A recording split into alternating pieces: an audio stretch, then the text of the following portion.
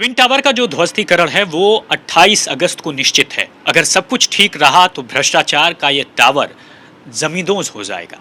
लेकिन मेरे साथ हैं पंकज कौशिक, जो कि आईबीएम के टेक्निकल सर्विसेज के टीम लीडर हैं, और उनसे बातचीत करते हैं। पंकज जी, सबसे पहले तो ये कि आपके दो फ्लैट वहाँ पर थे ट्विन टावर में, अभी उन फ्लैटों की क्या स्थिति? देखिए, ये जो दोनों फ्लैट थे मेरे, एक एपेक्स में और एक सियाने में, उन दोनों का ही मुझे रिफ़ंड मिल चुका है सुप्रीम कोर्ट की कृपा से। और ये मुझे 2016 में रिफ़ंड मिल गया था। बहुत सारी बड़ी जिद्दोजहद और केस फाइल करने के बाद और लड़ाई झगड़े करने के बाद मुझे ये मिला। कितना वक्त लगा आपको ये सब कानूनी जो तरीके हैं उनमें जाने में, और सबसे बड़ी बात ये हिम्मत आप लोगों ने कैसे जुटाई कि लड़ाई लड़ी सुप्रीम कोर्ट तक और उसके बाद ये सब कुछ हुआ? देखिए, 2014, 15, 16 मुझे 3 साल पूरे लगे इसमें। और इसके लिए मुझे हज़ारों चक्कर सुपरटेक हेड ऑफिस के काटने पड़े।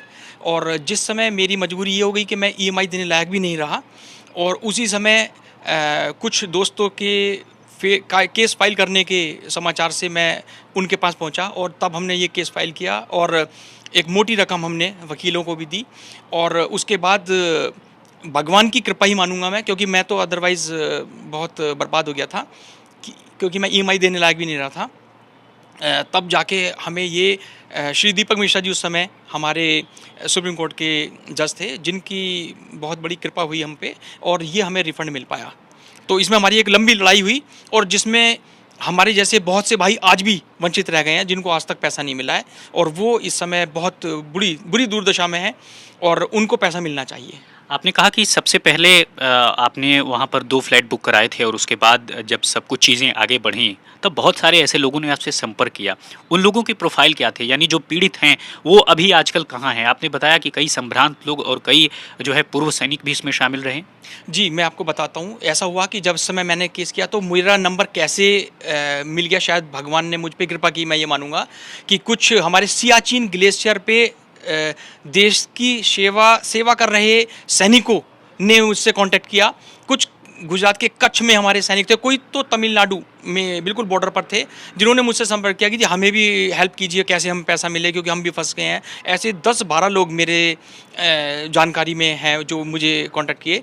उन लोगों से मैंने पेपर्स मंगाए, यहाँ से पता करने के बाद उन पेपर्स को भरवाया, उनको वापस उनके पास भेजा, साइन कराए, और उस तरीके से मैंने उनको भी अपनी लड़ाई में अपने साथ रखा। और ये मैं समझूंगा कि मुझसे भी एक देश की छोटी सी सेवा हो गई, जिसमें कि उन लोगों को भी पैसा मिल गया, और वो आज भी मुझसे संपर्क में रहते हैं और मुझे थैंक्स बोलते रहते हैं।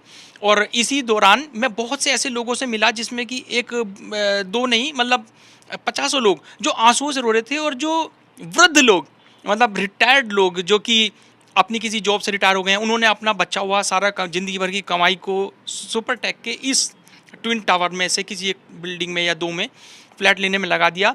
और जो रो रहे थे कि हमें अभी किराए पर रह रहे हैं और हमें इसकी किस्त भरनी पड़ रही है, और हमारे को भविष्य नज़र नहीं आ रहा है कि क्या होगा।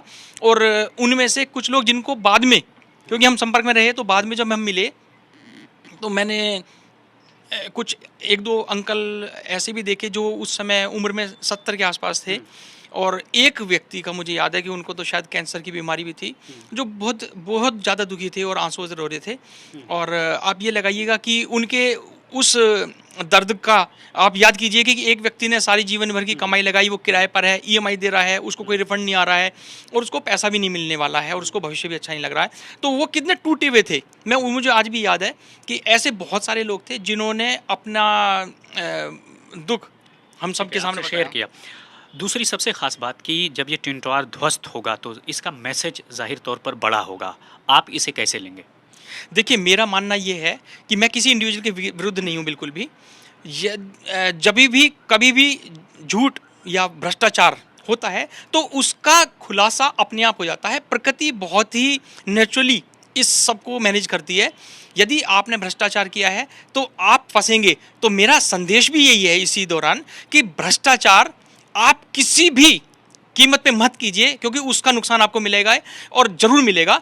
और इसमें जो लोग इस बात को अभी तक नहीं पहचान पाए हैं, वो जान लें कि पाप किसी भी कुएं में छिप के किया जाए वो उजागर हो ही जाता है। ठीक है, उजागर होगा और यही वजह है कि 28 अगस्त को जो ट्विन टावर है उसका डिमोलिशन बिल्कुल तय है। अगर सब कुछ ठीक रहा तो 28 तारीख को डिमोलिशन डे होगा और जो सबसे बड़ी टॉलेस्ट बिल्डिंग है और इस तरह का पहला ऐसा एक्सपीरियंस होगा जब अपने देश में इस तरह की बिल्डिंग ढहाई जाएगी। कैमरामैन आलोक दास के साथ राम किंकर सिंह, नोएडा, आज तक।